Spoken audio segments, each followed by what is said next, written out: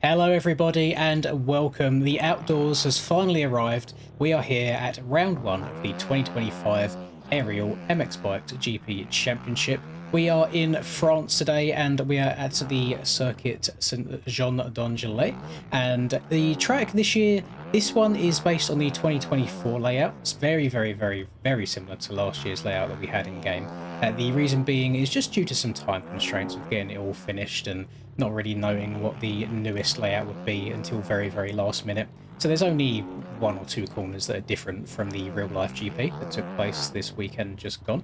And I've got about 4 or 5 laps for you within this video. I could have done some fancy like flybys and overhead views and things like that, but I thought the best way of showcasing these tracks is to actually ride around it, to be honest. So I'm on the bait here. I'm on a Supercross setup as well, which might make things look a little bit rougher than they actually are. But hopefully you gamers have been dialing in the outdoor setup over the last couple of weeks and have everything where you need it to be. And using that pre-season race at Hawkston the other day should all be good. Now, I've tried to take as many varying lines as possible as I can throughout these laps. And first impressions of this place might be a little bit biased because, as you guys know, in the past I've always loved all of the French tracks that we get in game for some reason. ARL is probably one of my favourite outdoors tracks of all time, and I really don't feel like St John rides too much different in that regards. And previous St Johns that we've had in the game I've really enjoyed, and all of the previous ARLs that we've had in game I've really enjoyed as well. Now, this track was a collaborative effort between Mr. Bradley Clay, and I believe this is his very first time ever creating height maps for a series like this, and with JV, who needs no introduction at all. So in terms of the workload here, Bradley made the height map, so the actual terrain that you're going to be riding on. JV and Clay kind of combined together on the texturing, and then JV done all of the objects side of things. So new team, I guess, for this year.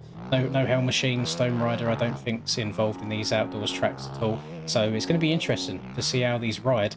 And again, first impressions, really enjoyed it. It apparently in the testing process when this track was being made, they toned it down. So if you go into these tracks thinking they're a little bit too rough, it could have been even rougher. That's all I'm going to say. So this track here is a combination of normal soil and hard soil, which I don't think is a combination that we've ever raced on before on this game. And we usually stick with the same soft soil over and over again, even if we go to circuits around the world that would be far different from each other. The only time we really do get a difference is if it's a sand track, in which we'll change the sand. But what this means for you guys racing this is it's just a little bit on the slipperier side. Now, some of you might roll your eyes at that at first, but you have to bear in mind that the actual French GP was a little bit on the slick side. It was spitting with rain a little bit on the quali day. Can't speak for the actual race day just yet because I am recording this the day before that takes place, but on the quali day at least it was spitting, a little bit overcast, as you can see in the sky on this track as well, a little bit on the grayer side, but that's what the GPs are all about. Welcome to Europe, where the weather is pretty awful 90% of the time. But I had quite a lot of fun playing this track, I'll be completely honest. It almost made me rethink my decision to commentate the races this year. And yes, you have heard that right, I'm not going to be racing these. Of course, me bringing this video into you in the first place is probably a good sign that I wouldn't be racing, otherwise that would be quite an unfair advantage, wouldn't it, having the track for 2 days prior to everybody else. Not ideal. But no, we are going to be commentating this one on the EU side of things, so I will be scheduling my live streams the same time as I always do. It's 8 PM my time, I believe. I don't think the race schedule was changed at all on the Monday, same day that you're seeing this. That is UK time. I know that changes depending on where you're from in Europe, and for you US guys, obviously it's going to be a lot earlier on in the day. So just keep an eye out on the channel, turn your notifications on if you need to, so you don't miss when I go live. But very exciting stuff. I'm excited to get the commentary down. I just want to get better at it. That is my end goal. And hopefully this is going to kind of revive my love for the racing as well. Because on the Supercross side of things, I was falling out of love with it a little bit. The racing this year hasn't really been for me, but I still enjoy the competitive scene. So hopefully this will be the best of both worlds, and I can commentate over it, watch a bunch of good battles, because there are people far superior than I on this game now. I don't know exactly who is taking part in the EU side of things and who's taking part in the NA side of things this year. However, I expect to see some really good battles between people like Rax, Cam, Tyler, Hakon and Steiner will probably show up for the outdoors as well. Hakon's quite fast when it comes to the outdoor stuff. Had a few good battles with him last season. And there's probably a whole bunch of names that I'm missing out and just aren't even considering yet. Might be people moving up from 250 to 450. So it's all exciting stuff. So in this video as well, I'm on the beta 450. However, if you are a 250 rider, I would say all of the lines you see are still doable. The only one that might not be doable is the triple uphill just before the finish. The other triples you see, so the one on the right hand side of me here, which is almost like a ski jump, that will still be doable for the 250s. The triple after the finish line up the hill should still be doable for the 250s, although you might have to go around the outside. And some things to look out for on this track, I would say try not to sit down too much in the corners. Find a lot more success on rutted tracks like this where you have like 3, 4, 5 ruts consecutive next to each other. If you stand up in the rut, there's a lot less chance for your foot pegs or your handlebars or your forks to ground out and cause your handlebars to tuck. So keep that in mind. Momentum is going to be huge around here. Massive, some might say. So you don't want to be entering these ruts too tight. You don't want to try and dive into them at the last second, then maybe have to slam the brakes on because you haven't got your angle correct. Just try and make a nice wide arc, open the corner up as much as you can, start the corner where the rut begins and exit the corner where the rut ends. And that's just going to be the best way to get your momentum going around here. I think this track is going to provide some very, very good racing. So as you can see throughout the course of this video, there are multiple viable lines in almost every single corner. I do believe that a lot of the insides on these switchbacks are going to be very, very OP, but not the entire way through the day. I think that it'll get to a point where, because the ruts are already deep to begin with and they are quite tight, once the erode kicks in and you start getting a little bit of square edge action going on and some triangulation from the erode in those corners, it might then become time to start moving over to rut 2 or maybe rut 3.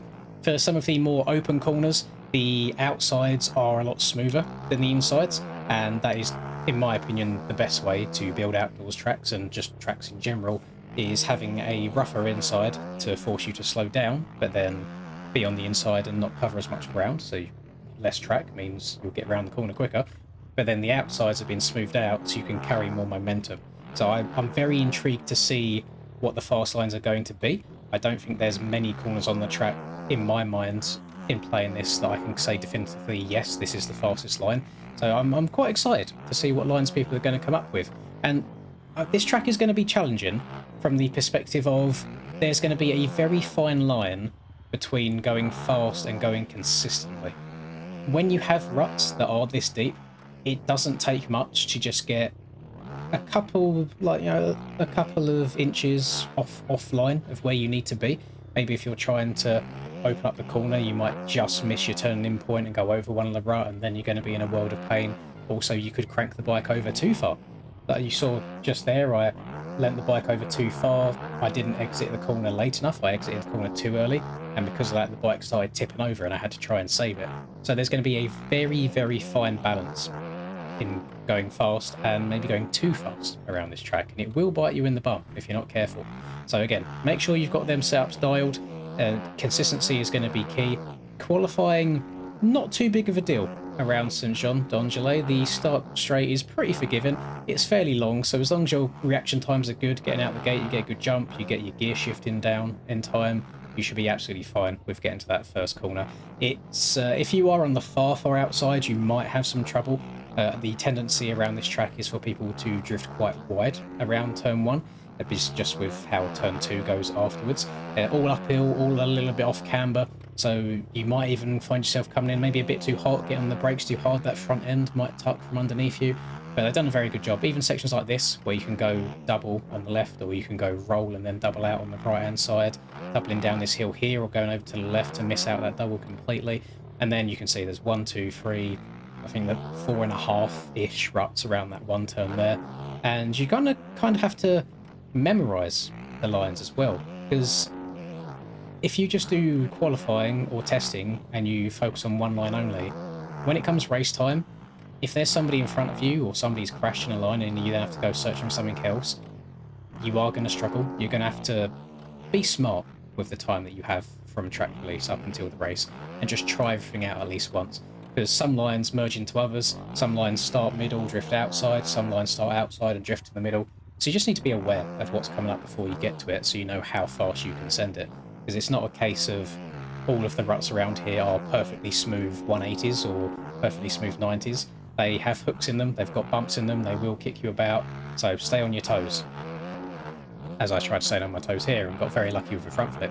But I'm very happy with this. But for the first round of the series, I think people are going to be, I think, pleasantly surprised on how fun it is and how good it rides. There's going to be some people that might get a little bit upset that their usual pace for qualifying is going to be difficult to achieve, because there's going to be lots of qualifying laps messed up. If I was to give you some advice, try and stay light on the bike. I know that might sound stupid in a video game, but you'll see with some of the braking bumps coming into the insides of some of these turns, your best bet is to try and double or maybe triple your way through the bumps rather than tanking each and every single one. And again, that will just help you keep your momentum up. Just more speed around the corners means more speed on the next straight, and it just compiles to a better lap time overall. So feel free to watch this video as many times as you need to. I know some of you study the track quite a lot before the track comes out. Should be out normal time, same as every other track, same as the Supercross season has been. And to my knowledge, you get about 30 minutes or so before the qualifying starts.